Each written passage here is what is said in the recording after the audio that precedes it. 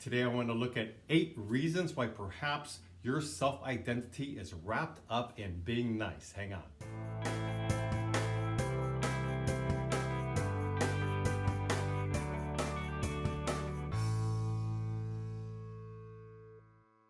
So how can you argue or not like somebody who's always nice? I mean, they're always agreeable, they're willing to do what you want to do to hear you out. They seem to always be in a good mood, almost too much so. So how can you not like somebody like that? Well, for the person doing that, that nice person, they're doing it for a reason. And usually it's a way to hide and put on a facade because the underlying feelings, the unpleasant feelings, the feelings where they're going to feel like they're being judged or unliked, perhaps the way they were unliked by their parents, or they weren't able to deal with conflict in their life. They don't know how to have conflict resolution because conflict wasn't allowed at home. Conflict was resolved with a big slap in the face, perhaps, versus talking, disseminating, sharing feelings. So for those reasons and many, many more, people take on the facade of having to be nice in their life. Sign number 1 is you're always so agreeable. You go along with anything. You don't want any negativity in your life.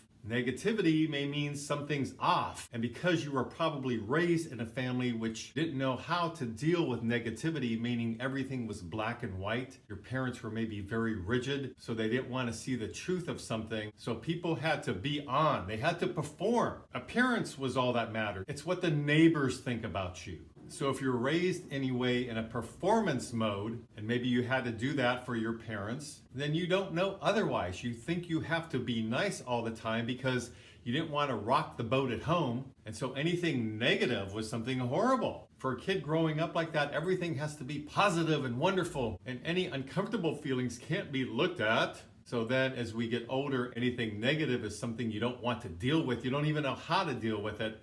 And that's a big red flag.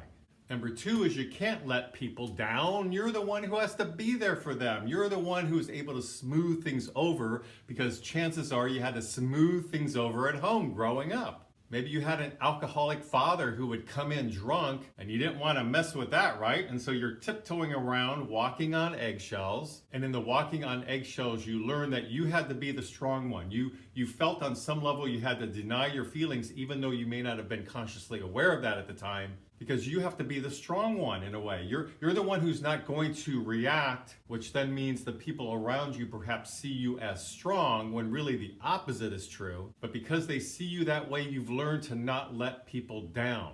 Because in what symbolically it means to let somebody down, it means you're not able to keep up the facade anymore. And then they and yourself would have to look at the real you. That you are flawed, that sometimes you have good days or bad days. Some days you have some strengths, some days you're more aware of your weaknesses. You know, life is about living in that gray area.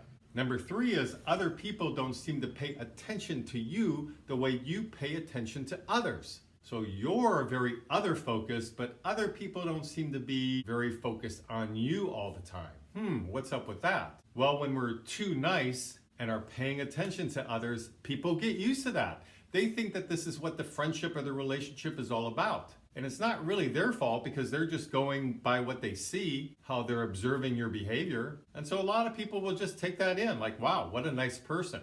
But again, for the person being nice and paying all this attention to somebody because it's the training they got at home, they had to perhaps be there as the little mini husband or mini wife to their mother or father, which meant you had to pay attention to them all the time. It was about their needs, not yours. And so now in adult life, you're doing the same thing and you're thinking, why are people not paying attention back to me or don't seem to be interested in me the way I'm interested in them? Well, what you have to realize is it's not their fault. They're just taking in how you're presenting yourself. And then you may begin to realize, and sometimes what brings people into therapy to deal with this, is that you're wondering why you feel so disappointed and bitter and maybe resentful about people as you get older. And that's because you realize something is off with, I'm always the one to be doing things, planning things, organizing things, giving them cards, showering them with affection, but it doesn't seem to be being returned to me. And then over time, that resentment will build up enough that you'll come into therapy and perhaps deal with it. The number 4 sign is you tend to keep your opinions to yourself. And again, going back to childhood, this is where all this begins. So you weren't allowed to share your authentic self, your feelings as a kid.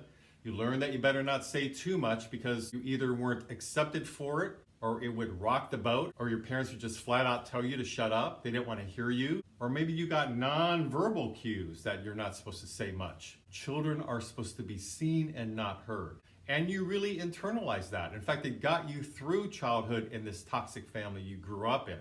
Well, now as an adult, you realize in a group of friends, maybe you're in your 20s or 30s and you can't share much. You don't have much of an opinion and your friends are wondering why. What's your opinion? What do you think about this? And either you don't know what to say because you're so cut off from your feelings, so you don't know what your opinion is, or you have an opinion, you're clear about it, but you are terrified to share it because in sharing it, now you're risking being judged. Now you're risking being unliked for who you really are, which is something you don't want to deal with because your coping mechanism has been to be nice and not risk being judged by anybody. So if you're dealing with this in your life, you're going to have to tiptoe into this and take these risks where you push the envelope, share an opinion, and if somebody disagrees with you about it or doesn't like you about it, you simply begin to tolerate that and realize that's not going to kill you.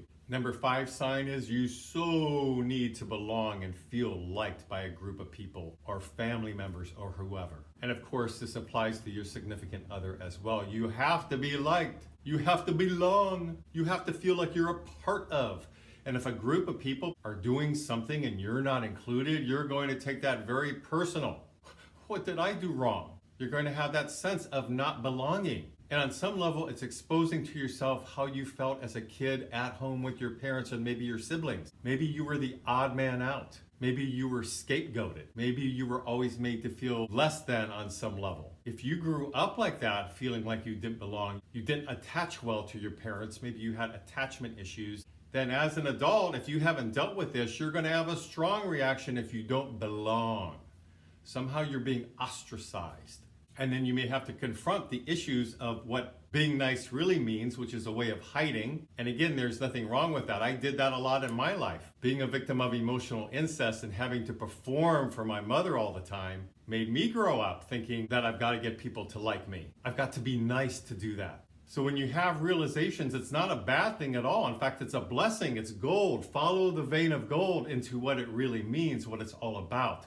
That's how we grow and learn and blossom. We've got to go underneath the symptom of being nice to see what's really going on there. Number 6 is you come second in life in lots of ways. You're the one who quite often gets the worst table at a restaurant. You're the one who settles for scraps in life, and scraps can be a lot of different things. And that's because you're willing to tolerate more, because you have lower self-worth because of what you had to endure as a child, probably in the form of some kind of abuse. So because you feel like you're second, you're not quite as good as others, and you just feel like you have to live with it, and then because you're more focused on other needs, also what ties into this is people may come to you for advice or comfort. So what's kind of interesting is a dynamic that goes along with feeling like you're second in life, you're not quite as good, also comes an attraction to others to go to you for advice and opinions because you're very malleable and you'll listen, and you had to listen to your parents probably, so you're a good listener, and that draws people to you for advice. Number 7 is you agree to do things you don't really want to do. That can be anything as minor as a group of friends going somewhere and you're invited and you really don't want to go. You've been to this place maybe 10 times, but to not upset the apple cart, you give in and go along and maybe resent it the whole time, but you're afraid to stand out and just say no or to respect your own needs, which is self-care. So you go along with it. And then you're disappointed maybe when you get there, maybe even angry. So it can go from that extreme all the way to being sexually or physically abused. Because when you're not raised with much of a voice as a kid, then you don't really know how to stand up for yourself. So that's why victims of abuse, especially domestic violence in a marriage, they're not thinking that they're worth getting out. They don't know how to get out of the marriage. So they just keep taking it and taking it. It's all about how they feel about themselves, remember. It's not so much about the other person. Of course, to some degree it is because they're the one doing the pummeling. But in a way, it's more about the person taking the pummeling. Why are you staying in a relationship like that? Or date rape, where the perpetrator consents that you're not going to rebel too much. Because remember, you have to be nice. You were trained to be nice. So a perpetrator can zoom in on that. They pick up the energy. And then depending on what kind of abuse they want to heap on you, it's easier for them to do it and to sense on some level they're going to get away with it because they can tell that you're sort of non-reactive. You just sort of go along with. And lots of perpetrators out there in the world look for that energy. And lastly, you take on other people's ways of doing things. You're a chameleon. And that's because, again, as a kid, you had to be malleable and mold yourself to the toxicity, to the chaos in the home. You had to be one thing one day, perhaps to avoid being hit by a parent. And you had to be another thing another day to avoid maybe having your father come in and sexually abuse you. So because there were so many things coming at you, you had to be a chameleon. It was a survival tactic. There's nothing wrong with it. It just lets you know that this was a coping mechanism from your youth. So now as an adult, you're noticing how much of a chameleon you are. You change, you turn yourself inside and out and adapt to any situation without a real you being there. So don't beat yourself up over that, just notice it and then begin to ask yourself, what am I all about? What are my real feelings? What do I want in life? And once you begin to work with that more, you can begin sort of pushing the envelope in life, so to speak, where you share your opinion occasionally. You take some risks. You see what it's like to not feel so liked. Maybe kind of uncomfortable at first, but let it be uncomfortable. Just tolerate it. It's no big deal. After a while, you'll see that these feelings you're afraid of can't really do anything to you after all anyhow. But because you weren't used to working with feelings as a kid, because they weren't allowed in the home, you're now beginning to reparent yourself and you're working with and experimenting and experiencing and processing these feelings as an adult, which is wonderful. That's how you grow. And this can even go to the length of taking on other people's personas, trying to be like they are, act like how they act, dress how they dress. This could be from a celebrity perhaps, or even just a best friend. You're trying to be like them. So just know that you're doing that primarily, not that there's anything really fundamentally wrong with you. It's just that you're living vicariously through these other people because you weren't allowed to get to know yourself and feel your feelings as a kid, therefore having proper identity development. All that got thwarted.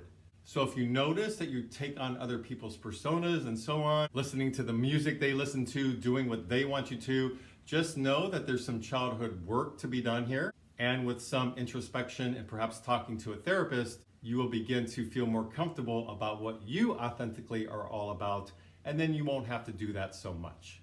So I hope these tips and signs have been helpful. It's something to pay attention to in your life. It's important, especially for any of you who are victims of any kind of abuse, including emotional incest. So please leave me some comments below. I'd love to hear from you. Please subscribe to my mental health YouTube channel if you like these kind of videos. And until next week, this is Brad Shore signing off from Ask a Shrink.